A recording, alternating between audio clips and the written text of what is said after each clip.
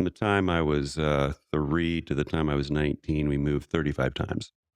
So he didn't have that many assignments, but he had, as a pilot, you go for a training here and a class there to both advance and also if you want to get a rank advancement, you Yeah. have to have these boxes checked. And so, but our pattern was we would be assigned to a base, let's say George Air Force Base in California, and we would be there before the house was ready.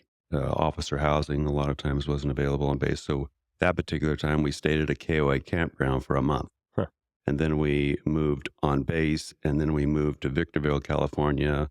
But that was all one assignment. So we had this pattern where we would go someplace, but lots and lots of moves.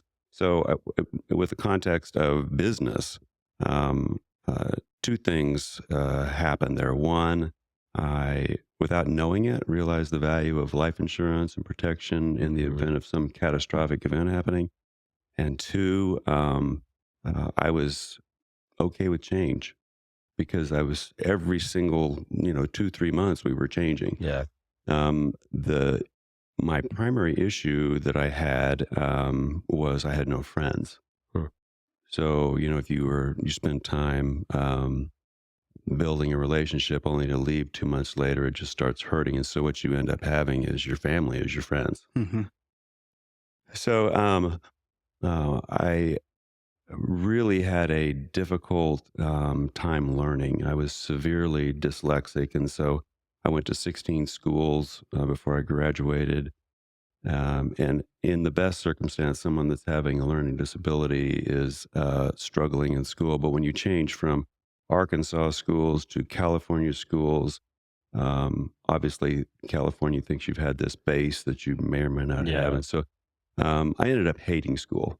It was just a horrible, horrible experience, both from education side and also because I was always the new guy. And Yeah. so there's a pecking order in school and you're always the odd man out. So again, I leaned on my family as a source of support, and Yeah. my friends were my family.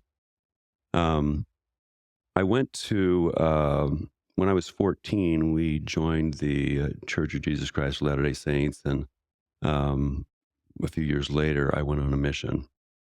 I went to Australia and Tasmania.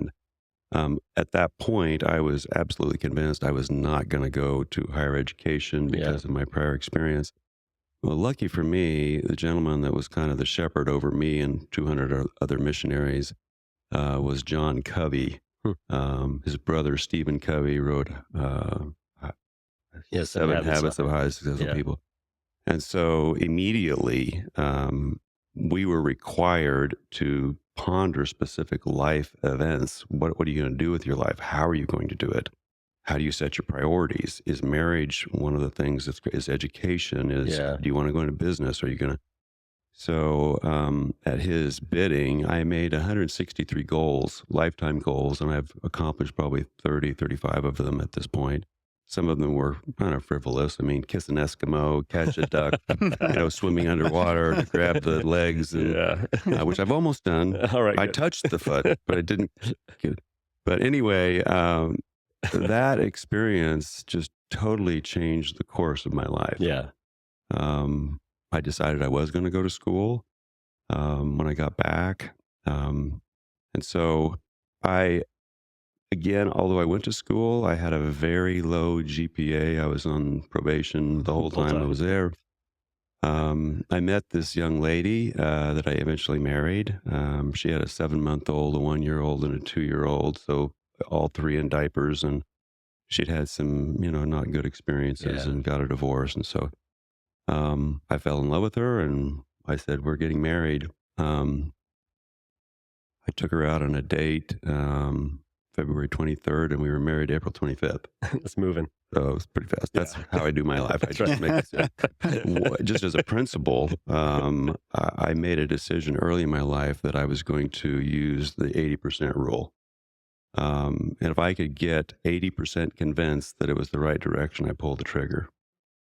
I had a partner I needed to be 100% right and was Yeah. always questioning, did I make the right decision? Did I not make the right decision? But that one thing that I used as a decision making process, I think, propelled me to be a good Oh, I entrepreneur love it. and a business owner. Don, where did that come from? Was it just, did you read a book, or one day you woke up and said, I'm just going to operate on this 80% rule? I don't know if it's unfortunate, but I do things by my gut. I got in trouble, jumped off houses and broke my legs, and just so I don't think about things very long. If it seems good and right, I jump in 100%. Sometimes you obviously fall flat on your face when you do that. You break a bone, or you have a financial setback, which is what got me into insurance, frankly. When I got married to my wife, I had to provide for them, and so I dropped out of college. And I thought, because I had this voice in my head that was, "You're stupid. You can't do this." Because I couldn't read until the fourth or fifth grade, and plus all the changing of schools, it was just, I did not have a very good self image. Yeah. And so when I dropped out of college, I said the only option for me is to go to work for myself, because no one's going to hire me. And so, where I have lots of friends that have spoken to me years later, how do you get into business? How do you become an entrepreneur? It was easy for me because I really didn't think I had an option. I see people that struggle greatly. Years they're thinking, I'm going to start a business and I'm going to do this, but they can't jump in the water. Yeah. And so I think it was actually a blessing for me that I didn't think I had a choice. Yeah. And so, mainly in the construction industry, concrete, building houses, we started 4 businesses. One of them did okay. The rest were just complete failures. The one that really took me down, we took out a 19% construction loan in 1981, and I was going to build spec houses. Huh. Again, pure stupidity. Timing is everything, right? Yeah. And my parents co-signed on loans, and I got really deeply into debt and ended up selling the house 2 years later for about half what I had in it. Yeah. And it took me about 6 years to dig all of the debt out and pay for all those loans that I'd made.